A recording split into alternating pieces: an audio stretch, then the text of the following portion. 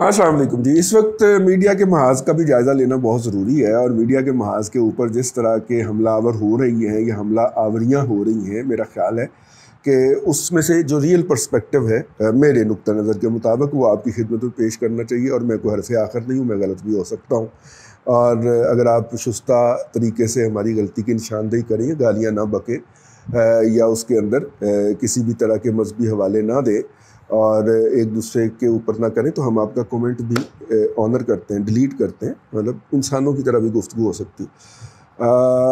لیکن اس وقت جو ہے وہ میڈیا کا جائزہ لینا بہت ضروری ہے. بی بی سی اور اس کے ذریعے تو سارا پروپیگنڈا جو تھا اس دن ہی دھڑام سے گر گیا.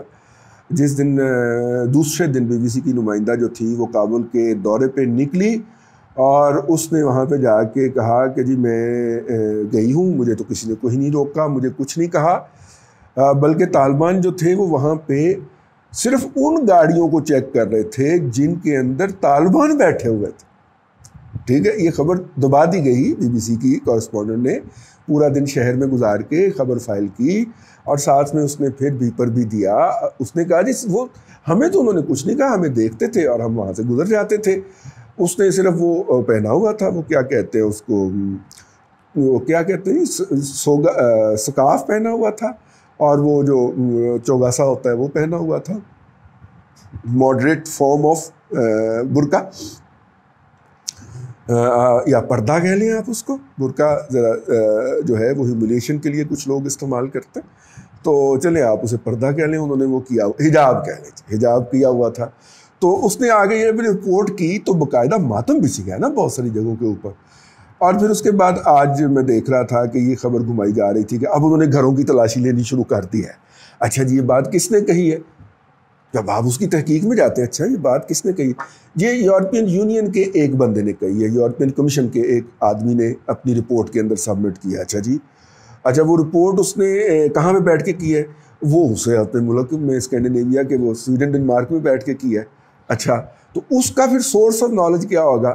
اس کا سورس آف نالج جو ہے وہ وہاں پہ فیلڈ میں موجود لوگ ہیں. ٹھیک ہے، اچھا وہ فیلڈ میں موجود لوگ کون ہیں؟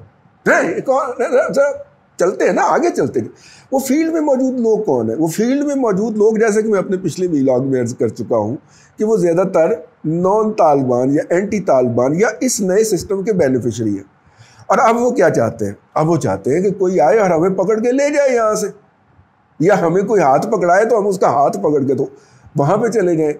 آسان طریقہ ہے نا اس وقت. اگر آپ صرف یہ کہیں افغانستان کے اندر کہ ہماری جان کو خطرہ ہے، ٹھیک ہے، کیونکہ ہم آپ کے ساتھ مل کے کام کرتے رہے ہیں. ویسے بائی دا وے یہ بھی بات سامنے آ گئی ہے کہ فوج کا خیال تھا، امریکن فوج کا خیال تھا کہ ہم مئی کے اندر پول آؤٹ کر لیں، اور وہاں کی جو سیاسی قیادت تھی وہ کہہ رہی تھی کہ جب تک ہم وہ تمام لوگ جن کا ہم پہ دعویٰ ہے ان کو ہم وہاں سے ریسکیو کر کے نہیں لے آتے، ہم نے فوج کو وہاں سے نہیں نکالنا، ورنہ ہمیں فوج دوبارہ بھیجنی پڑے گی. ٹھیک ہے، اور جو کہ انہیں بھیجنا پڑی اپنے لوگوں کو سیکیور کرنے کے لیے. اچھا اب اس کے اوپر بہت سارے لوگ دیکھا نا فوج واپس آئی ہے، طالبان وہ ہی کر رہے ادھر. یار ویسے ہی بات سے اتنی چھوٹی چھوٹی خواہشات اور خوشیوں کے اوپر ایمان سے میرا ہانسا ہی نکل جاتا ہے کہ وہ واپس آ گئے ہیں اور انہوں نے وہاں پہ آ کے ٹیک اوور کر لیا ہے. طالبان کی جرت اب ادھر وہ کریں. ٹھیک ہے بھائی، السلام علیکم. ایسے لوگوں سے وہ بس آپ معافی عنایت کریں. اچھا وہ یہ جی امریکن جو ہے میڈیا جو ہے وہ یہ رپورٹ کر رہا ہے کہ اس وقت وہاں پہ کہا گیا کہ آپ ان کو جن لوگوں کو آپ نے ریسکیو کرنا ہے یہ ریسکیو ہوتے رہیں گے اور روٹین کے ساتھ فوج کو آ جانے دیجئے. تو امریکن قیادت جو ہے اس کو ڈیلے کرتی رہی. اچھا امریکن قیادت نے ڈیلے کیا تو ان کا جو پاسپورٹ والا محکمہ ہے جو امیگریشن والا، اس نے کہا جی ہم تو پورا پروسیجر کریں گے، اور اس پروسیجر کے لیے اگر ان کو زیادہ ایمرجنسی ہے تو کسی تیسرے ملک میں ان کو بھیج دیجیے اور وہاں سے ہم کر کے انہیں امریکہ لے آئیں گے، ہم تو اپنا سسٹم چینج کرنے کو تیار نہیں ہیں. اب یہ سیاسی قیادت کو وہاں کے جو ادارے ہیں اگر کہہ دیں تو وہ کچھ نہیں کر سکتے آگے سے. تو نتیجے کے طور پہ یہ ہوا کہ یہ بیک لاگ لگ گیا. یہ بیک لاگ جو اس وقت آپ کو کابل ایئرپورٹ کے اوپر گھومتے ہوئے لوگ پائے جا رہے ہیں، اور چونکہ اس وقت انٹرنیشنل فلائٹس جو ہیں، اور وہ صرف فوجی انٹرنیشنل فلائٹس جو ہیں، ابھی تک کمرشل فلائٹس نہیں کھلی انٹرنیشنل وہاں کی، جاتا بھی ہے طیارہ تو بائی انویٹیشن جاتا ہے. اگر کسی کمرشل ایئر لائن کا طیارہ جاتا ہے, پاکستان نے بھی وہاں سے 170 لوگ ریسکیو کیے ہیں, جن کے اندر افغانستان کے لوگ بھی تھے اور کچھ پاکستانی بھی تھے, لیکن وہ نہیں جا رہا. ٹھیک ہے, یہ لوگ کون ہیں جو اس وقت تھرونگ کیے ہوئے ہیں؟ ویسے جاتے جاتے ایک آئیڈیا, یہ لوگ کون ہیں؟ یہ لوگ وہ ہیں جو کہ جن کو نمبر 1 جنہوں نے کام کیا ہوا ہے مل کے ان کے ساتھ, باہر سے جو آنے والے NGOs تھے, ادارے تھے, فوج تھی یا دوسرے لوگ تھے, ان کے ساتھ کام کیا ہوا ہے. اور یہ وہ لوگ ہیں کہ جن کا خیال ہے کہ اگر وہ نئے سسٹم کے اندر خود کو فٹ نہیں کر پائیں گے, نیا سسٹم پتہ نہیں ہوگا کیا, تو وہ فٹ نہیں کر پائیں گے, تو لہٰذا ہمیں یہاں سے اگر نکلنے کا چانس ملتا ہے تو نکل جائیں. یہ بات جو ہے وہ ایک جنرل صاحب نے گزشتہ دنوں ایک پروگرام میں بیٹھ کے کہی کہ یار اس پہلو کو نظر انداز نہ کیا جائے. تو پاکستان کے جو ترقی پسندہ جات اور ترقی پسندہ جاتیاں ہیں, انہوں نے تو اس کا باقاعدہ مذاق اڑانا شروع کر دیا بیچاروں. ٹھیک ہے, جنرل صاحب کے ساتھ جو ہے لودھی صاحب جو ہے, میرا خیال ہے جنرل صاحب جو ہیں ان کے ساتھ اختلاف ہو سکتا ہے ان کی بہت سارے نظریات کے حوالے سے, لیکن یار یہ انہوں نے حقیقت کی بات کی ہے. اور آپ اس سوسائٹی کو چھوڑیں, آپ تو اپنے آپ کو بڑا خوشحال اور ایڈوانس سمجھتے ہیں نا, تو آپ ذرا چیک کر لیں. مجھے 90 کی دہائی کے اندر اور 9/11 کے بعد خاص طور پہ 2004-05 تک بہت سارے جو غیر ملکی آتے تھے یہاں پہ صحافی, ان کے ساتھ وقتاً فوقتاً موقع ملتا رہا. 2001-02 کے اندر تو بہت ملا ایز اے فکسر کام کرنے کا یا انٹرپریٹر کام کرنے کا. اور مجھے یہ دیکھ کے شرمندگی محسوس ہوتی تھی کہ وہ گورا یا گوری جو تھی جو کہ یہاں پہ رپورٹنگ کرنے آئے ہوتے تھے, اس کو ملنے والا ڈرائیور, چوکیدار اور ہوٹل میں سرو کرنے والا بہرا, روم سروس کا بندہ, ہوٹل کا مینیجر, سارے لوگوں کی خواہش یہ ہوتی تھی یا کوشش یہ ہوتی تھی کہ کسی طرح اس کے ساتھ ہماری کوئی لائن فٹ ہو اور یہ ہمیں کوئی ریکمنڈیشن لیٹر دیتے.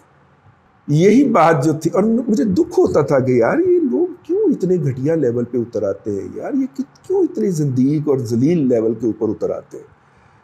اور وہی منظر میں نے آج کوئی 20 سال کے بعد 18 سال کے بعد دیکھا کہ کابل ایئرپورٹ کے اوپر کھڑے ایک صفائی کرنے والے کا انٹرویو کیا ABC کے نمائندے نے, اور اس نے بھی وہی بات کہی جو آج سے پہلے.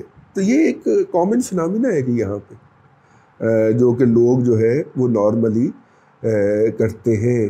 ہمارے ڈاؤن ٹروڈن لوگ جو ہیں یا لوور لیول کے اوپر رہنے والے لوگ, جن کی زندگی کا پہلا اور آخری مقصد ہوتا ہے کہ میں کسی طریقے سے کسی ویسٹرن ملک میں پہنچ جاؤں اور وہاں پہ. اور اگلی بات میں آپ کو مزے کی بتاؤں, میرے علاوہ بہت سارے لوگوں نے کام کیا اس طرح کے پروجیکٹس کے اوپر, اس طرح کے جرنلسٹوں کے ساتھ, اور ان میں سے 80% وہ جرنلسٹ جو ہیں وہ اس وقت پاکستان میں نہیں ہیں.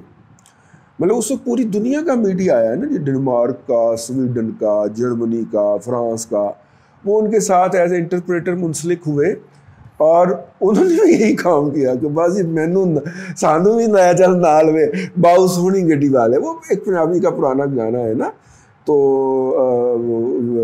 یوسف خان کے اوپر فلم آیا ہوا, تو وہ خاتون جو ہے وہ گاڑی کے بونٹ پہ بیٹھ کے تو وہ فرمائش کرتی ہے کہ مجھے بھی ساتھ لے چلیں, حالانکہ جو ساتھ جانا ہی تھے اندر نہیں, وہ پھر اندر تصویر پوری نہیں آتی تھی نا اس زمانے کے اندر, تو پھر بونٹ پہ بٹھایا گیا خاتون کو, اور وہاں پہ بیٹھ کے انہوں نے جسمانی حرکات و سکنات سے جو تھا وہ لوگوں کو لبھایا.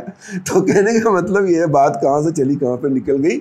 اس وقت میڈیا جو ہے وہ ان لوگوں کو فوکس کر رہا ہے کہ جی دیکھیں لوگ یہاں سے بھاگنا چاہ رہے ہیں. کیوں بھاگنا چاہ رہے ہیں؟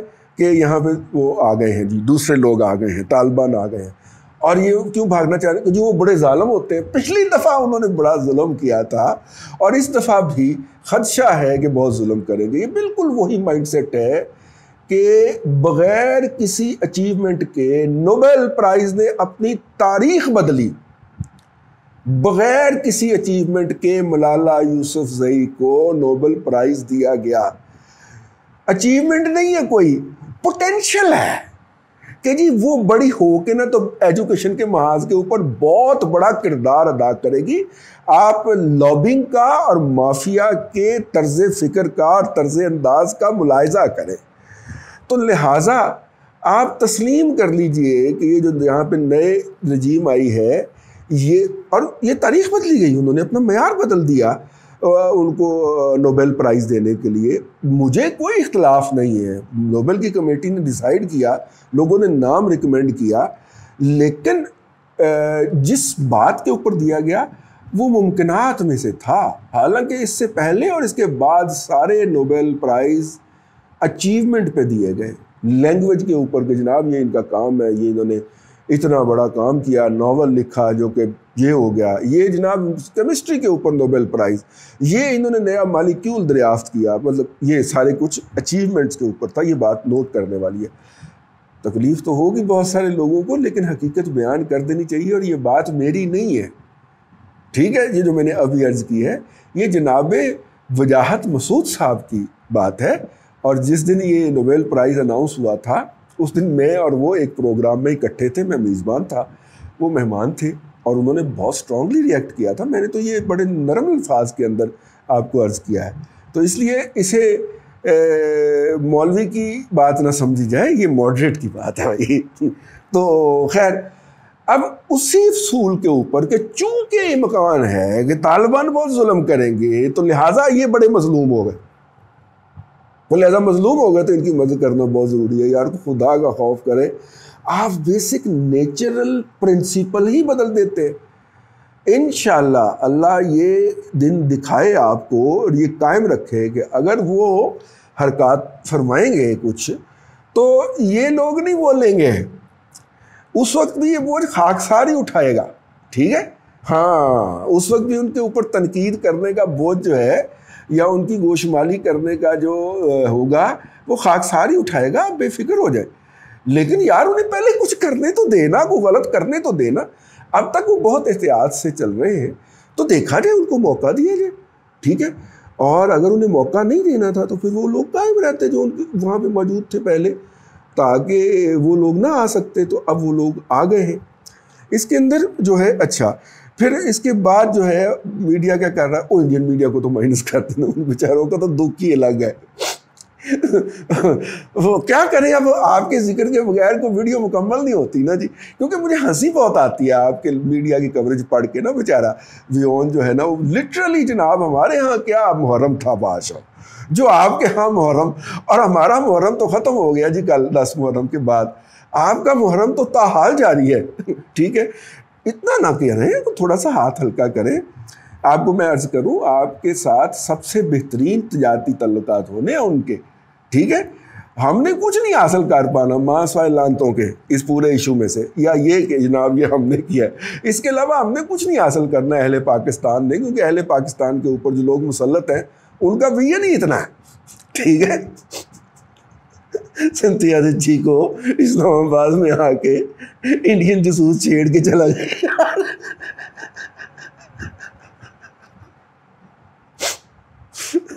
حد ہے یار, یار میرے تو ہاسا بھی پورا نہیں نکل رہا. تو اس لیے آپ نے ان سے بینیفٹ کرنا ہے.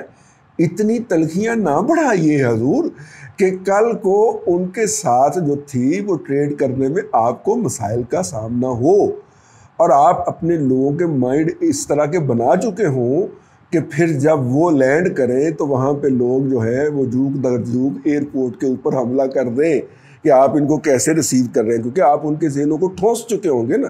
جس طرح بہت سارے لوگ جن کے برینز کو سٹف کیا گیا ہے گزشتہ 20 سال کے اندر, وہ ایک اپنی ہی جنت بنا کے اس کے اندر رہ رہے ہیں, اپنے ہی ان کے آرگومنٹ ہیں, اور وہ اپنے ہی آرگومنٹ دے کے, تو ان کو دیکھ کے وہ شعر پڑھنے کو دل کرتا ہے کہ آئینہ دیکھنے والے تیرے صدقے جاؤں, خود ہی سنگھار کیا خود ہی کہا سبحان اللہ. اپنے آرگومنٹ ہیں, اپنے آرگومنٹ کے اوپر اپنی شاٹیں ہیں, اپنے چھکے ہیں, اور آپ ہی دو میں ہاتھ کھڑے کر کے چھکے کا اشارہ ہے. کمال ہو رہا ہے, ویسے مزہ آ رہا ہے. اگر آپ کو تھوڑا سا بھی اس کا الٹرنیٹو جو نریٹو تھا, جو کہ خاکسار اس وقت دے کے چلا کرتا تھا, اگر آپ کو اس کی آگاہی ہے تو آپ کی انجوائمنٹ جو ہے وہ دو آتشا ہو جاتی ہے. تو انجوائے. اللہ آپ کو آسانی عطا کرے اور آسانی خلق خدا میں تقسیم کرنے کی توفیق عطا کرے.